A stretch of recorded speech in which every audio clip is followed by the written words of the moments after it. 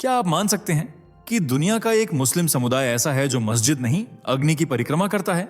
सुबह सुबह सूरज के सामने दीपक जलता है और कुरान की आयतों के बीच गूंजती है हजारों साल पुरानी अग्निस्तुति। अब सोचिए, ये मुसलमान हैं लेकिन इनके त्योहार वैदिक हैं, इनके रीति रिवाज पारसी जैसे और इनका डीएनए भारत के आर्यों से मेल खाता है। ये कहानी किसी फिक्शन फिल्म की नहीं बल्कि एक छुपे हुए इतिहास की है, एक ऐसे समुदाय की जिसे मिटाने की कोशिश हर युग में हुई लेकिन जिसकी आत्मा आज भी अग्नि के रूप में जल रही है। ये हैं कुर्द मुसलमान। नाम मुस्लिम, परंपरा वैदिक और इतिहास इतना विस्फोटक कि ईरान, तुर्की और अरब देशों की नींव हिल जाए। अब आप सोच रहे होंगे, अग्नि पूजा मुस्लिम होकर? लेकिन बस यही तो आपको जानना है। क्यों ये कौम चुपचाप नवरूज मनाती है, क्यों ये लड़ते हैं तलवार से नहीं संस्कृति से, और क्यों आज लाखों कुर्द फिर से ज़ोरोस्ट्रियन बन रहे हैं। इस वीडियो में आपको मिलेगा एक ऐसा रहस्य जो न सिर्फ इतिहास की किताबें पलटेगा बल्कि शायद आपकी सोच भी। तो रुकिए मत, क्योंकि आगे जो आप जानने वाले हैं वो सिर्फ शॉकिंग नहीं होगा बल्कि आपकी रूह तक उतर जाएगा। वीडियो को फटाफट शुरू करते हैं, लेकिन उससे पहले एक काम करिए, जल्दी से कमेंट में बताइए कि आप ये वीडियो भारत के किस शहर या गांव से देख रहे हैं। चलिए देखते हैं सबसे पहले कौन जवाब देता है। क्या आपने कभी सोचा है कि एक मुस्लिम समुदाय ऐसा भी हो सकता है जो मस्जिदों में नमाज के बजाय अग्नि के चारों ओर परिक्रमा करता हो? जहां एक ओर अजान की गूंज सुनाई देती है, वहीं दूसरी ओर उसी समुदाय के लोग सुबह सूरज के सामने दीपक जलाकर मंत्र जैसा कुछ बुदबुदाते हैं। क्या यह संभव है? ये कहानी है कुर्द मुसलमानों की, एक ऐसा रहस्य जिसे दुनिया ने नजरअंदाज किया और इतिहास ने दबा दिया। इनकी सुबह अजीब होती है, एक ओर कुरान की आयतें, दूसरी ओर अग्नि को नमन। ये वो कौम है जो दिखती है मुस्लिम लेकिन जिसकी आत्मा शायद कहीं और जुड़ी है, किसी प्राचीन परंपरा से, किसी भूले हुए धर्म से। इनका नाम है कुर्द। आपने शायद इनका नाम सुना होगा। इराक, तुर्की, सीरिया और ईरान में फैले हुए ये लोग अक्सर खबरों में आते हैं, कभी आतंकवाद के खिलाफ लड़ाई में, कभी अलग देश की मांग में। लेकिन बहुत कम लोग जानते हैं कि ये कुर्द मुस्लिम होते हुए भी अग्नि की पूजा करते हैं, चुपचाप, छुपकर, पीढ़ियों से। अब सवाल यह है, ऐसा क्यों? क्या यह महज एक परंपरा है जो इस्लाम से पहले की है, या फिर यह संकेत है उस प्राचीन विरासत का जो कभी आर्यावर्त से निकली थी? कुर्दों की यह दोहरी पहचान, एक तरफ मुस्लिम नाम और पहचान और दूसरी तरफ अग्नि के प्रति श्रद्धा, दुनिया के धार्मिक नक्शे में एक सबसे बड़ा विरोधाभास पेश करती है। और यही विरोधाभास हमारी कहानी की शुरुआत है। क्यों अग्नि इनकी पूजा का केंद्र बनी रही? क्यों ये आज भी नौरोज जैसे त्योहार मनाते हैं जो ईरान और भारत की वैदिक परंपरा से जुड़े हैं? और क्या वाकई इनका रिश्ता उस सनातन सभ्यता से है जिसकी जड़ें सिंधु घाटी में थीं? इन सभी सवालों के जवाब लेकर हम आज आपके सामने हैं, क्योंकि ये सिर्फ एक कौम की कहानी नहीं, ये इंसानियत के आधे भूले हुए इतिहास का पुनर्जागरण है। तो जुड़े रहिए, क्योंकि आगे जो सामने आएगा वो आपको चौंका भी देगा और सोचने पर मजबूर भी करेगा। सोचिए, एक ऐसा समाज जिसकी कोई सीमाएं नहीं हैं, कोई पासपोर्ट नहीं, कोई झंडा नहीं, और फिर भी वो खुद को एक राष्ट्र मानते हैं। ना उनका कोई देश है, ना कोई स्थायी राजधानी, लेकिन उनके दिलों में एक नक्शा बसा हुआ है। इस नक्शे का नाम है कुर्दिस्तान। कुर्द कोई धर्म नहीं, कोई भाषा नहीं, कोई राजनीतिक विचारधारा नहीं। कुर्द एक पहचान है, एक ऐसी पहचान जिसे मिटाने की कोशिश की गई, बांटने की साजिशें की गई, लेकिन जिसे आज भी 4 करोड़ से ज्यादा लोग सीने से लगाए हुए हैं। ये कुर्द कौन है? पश्चिमी एशिया के दिल में फैला हुआ एक विशाल लेकिन टूटा हुआ भूभाग। तुर्की, ईरान, इराक, सीरिया और आर्मेनिया, इन 5 देशों के बीच में फंसा हुआ है उनका घर। लेकिन कानूनी तौर पर वो घर कहीं दर्ज नहीं है। कुर्द लोग कुर्दिश भाषा बोलते हैं जो फारसी, संस्कृत और प्राचीन आर्य भाषाओं से जुड़ी मानी जाती है। इनकी संस्कृति खानाबदोश जीवन से निकली है। ये घोड़े पर चलने वाले, पहाड़ों में रहने वाले और तंबुओं में जीने वाले लोग हैं। गर्मी में पशुओं को लेकर ऊंचे चारागाहों में जाते हैं और सर्दियों में घाटियों की ओर लौटते हैं। लेकिन सबसे बड़ी बात, ये बिना देश के लोग हैं। जरा सोचिए, हम जब भी राष्ट्र की बात करते हैं तो दिमाग में नक्शा आता है, सीमाएं आती हैं, सेना आती है, लेकिन कुर्दों का राष्ट्र सिर्फ दिलों में जिंदा है। इनकी किस्मत का सबसे बड़ा मजाक यह है कि जब दुनिया में देश बंट रहे थे, जब बर्लिन की दीवार गिर रही थी, जब अफ्रीकी उपनिवेश आजाद हो रहे थे, तब कुर्दों से उनका वादा किया गया कि उन्हें भी एक देश मिलेगा। 1920 की ट्रीटी ऑफ सेवर में कुर्दिस्तान को मान्यता देने की बात हुई, लेकिन 3 साल बाद उस वादे को एक झटके में भुला दिया गया। कुर्द बंट गए, हर देश में माइनॉरिटी बन गई, हर जगह अजनबी, हर जगह संदिग्ध। और तब से लेकर आज तक ये कौम जिंदा है लेकिन जख्मी, अस्तित्व की लड़ाई लड़ती हुई लेकिन कभी झुकती नहीं। कुर्द कोई भूगोल नहीं है, कुर्द एक जज्बा है, एक आवाज है जो हर बार दबाने पर और बुलंद होती है। और यही आवाज इस पूरी कहानी का सबसे बड़ा सबूत है कि कुर्द बस एक जनजाति नहीं, एक संघर्ष की पहचान है। क्या आप मान सकते हैं कि वो लोग जिन्हें हम आज मुस्लिम कुर्द कहते हैं कभी वैदिक आर्यों के वंशज रहे हों? ये बात पहली बार सुनने में अजीब लगती है, लेकिन जब आप इनके रीति रिवाज, त्योहार और भाषा को ध्यान से देखेंगे तो आपको हर कदम पर एक परिचित छाया दिखेगी। एक ऐसा इतिहास जिसे जानबूझकर दबाया गया और जो आज फिर से सिर उठाने लगा है। कुर्द लोग अग्नि की पूजा करते हैं। ध्यान दीजिए, न कि सूरज की या मूर्तियों की, बल्कि शुद्ध अग्नि की। ये पूजा का केंद्र बिंदु है, ठीक वैसे ही जैसे वैदिक हिंदुओं के यज्ञों में अग्नि होता था। कुर्द पर्वों में अग्नि के चारों ओर परिक्रमा करना, आग में जलती लकड़ियों पर कूदना और सूर्य उदय के समय मंत्रोच्चार करना, ये सब हमारे वेदों की परंपरा की याद दिलाते हैं। नवरूज कुर्दों का सबसे बड़ा त्योहार मनाया जाता है 21 मार्च को, बसंत के आगमन पर। क्या यह सिर्फ एक मौसम का उत्सव है? नहीं, इसमें सुबह सुबह सभी लोग नदियों और झरनों की सफाई करते हैं, पेड़ लगाते हैं, बुजुर्गों के आशीर्वाद लेते हैं और फिर शाम होते होते अग्नि के चारों ओर इकट्ठा होकर पवित्रता, प्रकृति और प्रकाश का उत्सव मनाते हैं। अब सोचिए, क्या यह सब केवल एक संयोग हो सकता है? इस पूरे उत्सव में जो भाव, जो सिद्धांत, जो कर्मकांड हैं, वो हूबहू मिलते हैं वैदिक हिंदू धर्म से। इतना ही नहीं, कुर्द भाषा को जब संस्कृत और फारसी से जोड़ा गया तो शोधकर्ताओं ने पाया कि इसमें कई ऐसे शब्द और व्याकरण संरचनाएं हैं जो आर्य भाषाओं से मिलती हैं। कुछ इतिहासकार तो यहां तक मानते हैं कि कुर्द ही वो आर्य थे जो ईरान की ओर बढ़े, जबकि कुछ भारत की ओर आए। इस थ्योरी को सपोर्ट करने के लिए कई डीएनए शोध और सांस्कृतिक तुलनाएं पेश की गई हैं, जिनमें पाया गया कि कुर्दों का जेनेटिक स्ट्रक्चर भारतीयों और प्राचीन ईरानियों से काफी मिलता जुलता है। ये कोई सामान्य खोज नहीं है, ये इतिहास की धूल में दबे उस पुल की कहानी है जो भारत और मध्य एशिया को एक अटूट धागे से जोड़ता है। जिस कौम को आज दुनिया मुस्लिम समझती है, वो कभी शायद वैदिक संस्कृति की वाहक रही हो। और यही बात न केवल हैरान करती है, बल्कि गर्व से भी भर देती है। कुर्दों की ये सांस्कृतिक स्मृति, उनकी अग्नि के प्रति श्रद्धा, ये सब गवाही देते हैं कि उनकी आत्मा आज भी जल रही है, वैसी ही जैसी कभी आशियों की हवा में जलती थी। इतिहास में कुछ संघर्ष ऐसे होते हैं जो केवल तलवार और खून तक सीमित नहीं होते, वे आत्मा और संस्कृति के बीच की लड़ाई होते हैं। कुर्द और इस्लाम का संघर्ष भी ऐसा ही था। 7वीं शताब्दी, अरब के रेगिस्तानों से उठी इस्लाम की लहर तेजी से फैल रही थी। खलीफा की सेनाएं फारस की ओर बढ़ रही थीं। और फिर वो दिन आया जब इस लहर ने कुर्दिस्तान की सीमाओं को छुआ, लेकिन कुर्द झुके नहीं। जब पूरा फारस झुक चुका था, तब पहाड़ियों में बसे कुर्द योद्धा इस्लामिक आक्रांताओं के सामने खड़े हो गए। ये कोई सामान्य प्रतिरोध नहीं था, ये एक ऐसी कौम का आत्मरक्षा थी जो अपने देवताओं, अपनी आग और अपने पूर्वजों की आत्मा की रक्षा कर रही थी। 1 शताब्दी तक यह संघर्ष चलता रहा। इस्लामिक साम्राज्य ने हर तरीका अपनाया, तलवार, कर, सामाजिक बहिष्कार, यहां तक कि राजनीतिक विवाह। कुर्दों को बहलाया गया, डराया गया, तोड़ा गया। कुछ ने आत्मसमर्पण किया, कुछ ने इस्लाम कबूल किया। लेकिन यहां एक चौंकाने वाला मोड़ आता है। उन्होंने इस्लाम अपनाया, लेकिन अरब संस्कृति नहीं। कुर्द बन गए मुसलमान, लेकिन वो अरब नहीं बने। ना उनके खान पान बदले, ना रीति रिवाज, ना अग्नि पूजा रुकी, ना नवरूज मिटा।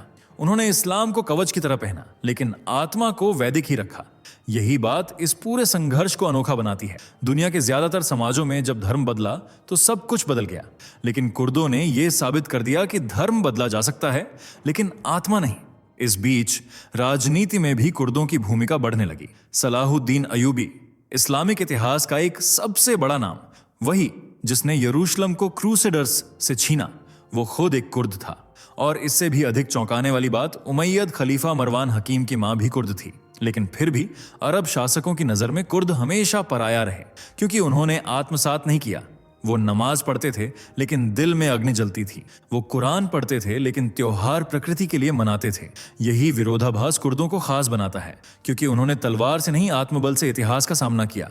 और यहीं से शुरू होती है एक लंबी लेकिन अनसुनी यात्रा, एक मुसलमान कौम की, जो कभी पूरी दुनिया को यह दिखा सकती है कि धर्म केवल पहचान नहीं होता, आत्मा की आवाज भी होता है। एक माँ है, उसकी गोद में 3 महीने का बच्चा है, सामने बारूद से भरा रास्ता है, पीछे ISIS की गाड़ियां मुँह हैं, और उसकी आंखों में सिर्फ एक सवाल, क्या वो कल सूरज देख पाएगी? ये कोई फिल्मी दृश्य नहीं, ये हकीकत है। कुर्दों की हकीकत। 20वीं और 21वीं सदी ने कुर्दों को जितना लहूलुहान किया शायद ही किसी और कौम को किया हो। जिन्होंने कभी अपने अस्तित्व की रक्षा के लिए तलवार के सामने झुकने से मना कर दिया था, उन्हें अब केमिकल बमों, गैस चैम्बरों और बलात्कार के हथियारों से कुचला गया। सद्दाम हुसैन, इराक का तानाशाह, उसने 1988 में अल एनफल ऑपरेशन चलाया, जिसमें सिर्फ एक दिन में 5000 कुर्दों को केमिकल गैस से मार दिया गया। पूरे गांव के गांव मिटा दिए गए। दर्जनों बच्चों के शव मां की गोद में ऐसे मिले जैसे वो अब भी सो रहे हों। तुर्की ने कुर्दों की अलग देश की मांग को आतंकवाद का नाम दिया। 40,000 से ज्यादा कुर्दों को मार दिया गया। भाषा बोलने पर पाबंदी, संस्कृति को मिटाने की कोशिश, ये सब राज्य नीति का हिस्सा बना दिया गया। लेकिन असली नरसंहार तब शुरू हुआ जब ISIS नाम का दैत्य सामने आया। 2014 सीरिया और इराक के बॉर्डर पर बसे कुर्द गांवों में ISIS ने तांडव मचा दिया। लोगों को लाइन में खड़ा कर गोली मार दी गई। कुर्द औरतों को गुलाम बनाया गया, दिन रात रेप किए गए। बाजारों में कीमत तय की गई। 13 साल की कुर्द लड़की, 2 सोने के सिक्के, एक बेटी की चीखें किसी अल्लाहू अकबर की आवाज में दबा दी गईं। एक पिता का कटा सिर उसके बेटे को ही उठाने को कहा गया। और जब यह सब हो रहा था, दुनिया चुप थी। संयुक्त राष्ट्र की फाइलों में सिर्फ आंकड़े बढ़ते जा रहे थे, लेकिन जमीन पर एक पूरी कौम की आत्मा को जला दिया जा रहा था। कुर्द मजबूर हुए। 1,30,000 से ज्यादा लोग सिर्फ 2 दिन में सीरिया छोड़कर तुर्की भागे, नंगे पांव, भूखे, डर से कांपते हुए। ये कहानी सिर्फ आंकड़ों की नहीं है। ये उन माओं की है जिनके बेटे कभी स्कूल नहीं लौटे, उन बहनों की है जिनके भाइयों की लाशें पहचान में नहीं आईं, उन बच्चों की है जो आज भी बम की आवाज से डरकर जाग जाते हैं। और ये कहानी हमारी चुप्पी की गवाही भी है, क्योंकि जब इंसानियत मरती है तो उसका शोर नहीं होता, एक धीमी चीख होती है, जो कुर्दों की आंखों में आज भी दिखती है। अंधेरे में एक दीपक जलता है, धीरे धीरे उसकी लौ कांपती है, लेकिन बुझती नहीं। वो लौ किसी चिराग की नहीं, बल्कि आत्मा की है, कुर्द आत्मा की। बीते कुछ सालों में एक अजीब लेकिन सच्ची क्रांति ने जन्म लिया है। ISIS के जुल्म, अरब देशों की उपेक्षा और पहचान के संकट के बीच कुर्दों में एक नई लेकिन बहुत पुरानी जागृति आई है। एक ऐसी जागृति जो उन्हें वापस खींच रही है अपनी जड़ों की ओर। कुर्दों के बीच एक आंदोलन उभर रहा है, जोर से नहीं, नारा लगाकर नहीं, बल्कि फुसफुसाहटों में, गुप्त कमरों में, पहाड़ों के अंदरूनी गांवों में बने प्राचीन मंदिरों में। वहां कोई मौलवी नहीं, कोई लाउडस्पीकर नहीं, बस एक आग जल रही होती है और चारों ओर बैठे कुछ चेहरे शांति से कुछ बुदबुदा रहे होते हैं। ये दृश्य जितना रहस्यमय है उतना ही शक्तिशाली भी, क्योंकि ये कोई राजनीतिक आंदोलन नहीं, ये एक आत्मा की पुकार है अपनी खोई हुई जड़ों को फिर से महसूस करने की। बहुत से कुर्द अब मानने लगे हैं कि उनका रिश्ता न तो अरब से था, न इस्लाम से, बल्कि उनकी आत्मा कहीं प्रकृति की पूजा, अग्नि, जल और वायु से जुड़ी हुई थी। इनमें से कई लोग अब खुले तौर पर खुद को ज़ोरोआस्ट्रियन कहने लगे हैं। कई युवाओं ने अग्नि मंदिरों की स्थापना शुरू कर दी है। कुछ जगहों पर तो पुराने वैदिक मंत्रों जैसे शब्दों में प्रार्थनाएं भी की जा रही हैं। हालांकि भाषा अलग है, लेकिन भावना एक ही। ये सिर्फ धर्म की वापसी नहीं है, ये पहचान की वापसी है, सम्मान की वापसी है। एक ऐसी कौम जो सदियों से घायल है, अब धीरे धीरे अपने घावों पर औषधि रख रही है, और वह औषधि है उस अग्नि की लौ जो कभी बुझी नहीं थी। और जब पूरी दुनिया आधुनिकता के नाम पर जड़ों को काट रही है, कुर्द आज भी उस लौ के पास बैठे हैं जो उनके पूर्वजों ने कभी हवि में जलाकर छोड़ी थी। क्या आपने कभी सोचा है कि दुनिया के सारे धर्म जिन्हें हम आज अलग अलग मानते हैं, क्या उनका मूल कहीं एक ही तो नहीं था? क्या कुर्दों की कहानी सिर्फ एक जनजाति की कहानी नहीं, बल्कि एक आध्यात्मिक DNA टेस्ट है जो हमें हमारी जड़ों तक वापस ले जा सकता है? कुर्द मुस्लिम हैं, लेकिन अग्नि पूजते हैं जैसे हिंदू और पारसी करते थे। वो नवरोज मनाते हैं जो वैदिक काल और झरथुस्त्र दोनों की परंपरा में मौजूद था। उनकी भाषा में संस्कृत की झलक है, उनके त्योहारों में प्रकृति के तत्व और उनके गीतों में ब्रह्मांड की ध्वनि। ये सिर्फ संयोग नहीं हो सकता। जब आप इन परतों को हटाकर देखें तो 3 बड़े धर्म, हिंदू धर्म, पारसी धर्म और इस्लाम, तीनों के बीच कुछ ऐसे बिंदु दिखते हैं जो इत्तेफाक से ज्यादा लगते हैं। एक ईश्वर की धारणा, पारसी धर्म और इस्लाम में अग्नि को पवित्र मानना, वैदिक और पारसी परंपरा में पुनर्जन्म या अंतिम न्याय का सिद्धांत। तीनों में किसी न किसी रूप में मौजूद कुर्दों की परंपराएं इन तीनों के बीच एक पुल बनाती हैं। और यही बात हमें एक बड़ा सवाल पूछने पर मजबूर करती है, क्या धर्म कभी अलग थे या हमने उन्हें अलग किया? क्या हमारी आत्मा ने हमेशा एक ही सत्य को अलग अलग रूपों में खोजा? इस प्रश्न का कोई एक उत्तर नहीं है, लेकिन कुर्दों का अस्तित्व इस बात का जीता जागता प्रमाण है कि विभाजन से पहले कोई मूल स्रोत रहा होगा, और शायद वो मूल था प्रकृति की पूजा, अग्नि का सम्मान और उस दिव्यता की अनुभूति जिसे नामों की जरूरत नहीं थी। इस थ्योरी से सभी सहमत नहीं होंगे और शायद यही इसकी खूबसूरती है, क्योंकि जब हम अपने विश्वासों को चुनौती देते हैं तभी तो हम सच्चे अर्थों में खोज शुरू करते हैं। कुर्दों की कहानी हमें यही मौका देती है, धर्म को नामों से नहीं अनुभव से देखने का। आज भी कुर्द लड़ रहे हैं, न तलवार से न बंदूक से, बल्कि पहचान के लिए, संस्कृति के लिए, आत्मा के लिए। इराक में कुर्द बार बार स्वतंत्र देश की मांग करते हैं। हर बार उनकी आवाज को कुचल दिया जाता है। 2017 में एक जनमत संग्रह हुआ। 92% कुर्दों ने अलग राष्ट्र के पक्ष में वोट दिया, लेकिन इराक सरकार ने उस जनादेश को मानने से इनकार कर दिया। अमेरिका और यूरोप ने सिर्फ बयान जारी किए, लेकिन जमीन पर कुछ नहीं बदला। तुर्की में कुर्दों की भाषा पर अब भी पाबंदी है। सीरिया में कुर्द अब भी सीमाओं पर ISIS की बची खुची छायाओं से लड़ रहे हैं, और ईरान में कुर्द महिलाएं आज भी दोहरी गुलामी झेलती हैं, एक जेंडर की, दूसरी नस्ल की। लेकिन बावजूद इसके कुर्द आज भी अपनी संस्कृति पर गर्व करते हैं। वो नाचते हैं, गाते हैं, अग्नि की पूजा करते हैं और कुर्द कहलाना नहीं छोड़ते। अब सवाल ये उठता है, भारत इससे क्या सीख सकता है? भारत एक ऐसा देश जहां हजारों साल पुरानी सभ्यता जीवित है, लेकिन इसी देश में कई बार हम अपनी जड़ों को पिछड़ापन कहकर छोड़ने लगते हैं। जहां अपने त्योहारों को नुकसानदायक बताकर बदनाम किया जाता है, जहां संस्कृति को केवल फैशन बना दिया गया है और आत्मा गुम हो गई है। कुर्दों ने हमें सिखाया है कि जब सब कुछ छिन जाए, भाषा, जमीन, अधिकार, तब भी अगर आपकी संस्कृति जिंदा है तो आप मिटे नहीं हैं। तो सोचिए, अगर हम अपनी जड़ें खुद ही काट देंगे तो हमारे बच्चों को क्या मिलेगा? एक पासपोर्ट, एक नौकरी, एक पहचान पत्र, या सिर्फ एक खोखली पहचान जिसमें आत्मा ना हो? कुर्द आज भी पहाड़ों में दीप जलाते हैं।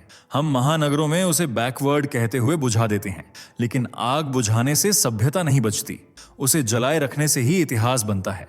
भारत को कुर्दों से यह सबक लेना चाहिए कि जब तक जड़ें जिंदा हैं, तब तक कोई तूफान आपको गिरा नहीं सकता। जहां पूरी दुनिया धर्म के नाम पर लड़ रही है, मंदिर और मस्जिद की दीवारों के बीच इंसानियत दम तोड़ रही है, वहीं एक कौम है जो चुपचाप अग्नि के चारों ओर परिक्रमा कर रही है। ना कोई दावा, ना कोई प्रचार, ना धर्मांतरण की मुहिम, ना सत्ता का लालच, बस एक दीपक है जो अंधेरे में भी जल रहा है। ये दीपक कुर्दों का है, उनका नहीं जिनके नाम के आगे सिर्फ मुस्लिम लिखा है, बल्कि उनका जिनकी आत्मा में एक पुरानी लौ अब भी जल रही है। कुर्दों की कहानी कोई राजनीतिक रिपोर्ट नहीं है, ये एक सभ्यता की सांसें हैं जो सदियों से टूटती रही लेकिन कभी बिखरी नहीं, जिन्हें मिटाने के लिए तलवारें चलीं, बम फटे, बलात्कार हुए, लेकिन फिर भी जिनकी संस्कृति अग्नि की तरह साफ, शांत और उज्जवल बनी रही। हमने उनके बारे में शायद ही कभी पढ़ा, हमारी किताबों में उनके नाम नहीं, हमारे न्यूज़ चैनलों पर उनकी त्रासदी नहीं, लेकिन शायद इसीलिए उनकी कहानी और ज़्यादा ज़रूरी हो जाती है, क्योंकि यह हमें वो सवाल पूछने पर मजबूर करती है जिससे हम अक्सर बचते हैं। अगर सब छिन जाए, ज़मीन, धर्म, देश, तो क्या हमारी आत्मा फिर भी जिंदा रहेगी? कुर्दों की आग इस सवाल का जवाब है। वो आग जो किसी मंदिर की नहीं, किसी मजहब की नहीं, बल्कि मानवता की पूजा है। और यही आग हमें झकझोरती है, एक पल के लिए रुकने को कहती है, सोचने को कहती है कि जब सब आधुनिक हो चुका है, तब भी कुछ मूल्य ऐसे हैं जो पुराने नहीं हुए, जो समय से परे हैं, जिन्हें कोई धर्म ग्रंथ नहीं, कोई प्रचारक नहीं, बल्कि सिर्फ आस्था और आत्मा ने जिंदा रखा है। कुर्दों की कहानी एक चीख है, लेकिन साथ ही एक प्रार्थना भी है, एक याद है कि इतिहास सिर्फ किताबों में नहीं होता, कभी कभी वो जलता हुआ दीपक बन जाता है जो हमें खुद से मिलवाता है। तो अगर ये कहानी आपके दिल को छू गई हो, अगर इस दीपक की लौ आपके भीतर भी जली हो, तो इसे अकेले मत रखिए, इसे फैलाइए जैसे अग्नि फैलती है, जैसे प्रेम फैलता है, क्योंकि जब अग्नि पूजा बन जाती है, तब अंधेरे में भी उम्मीद जन्म लेती है। दोस्तों, आपको स्क्रीन पर 2 और वीडियोस दिखाई दे रही हैं, जिसे देखने के लिए स्क्रीन पर क्लिक करें।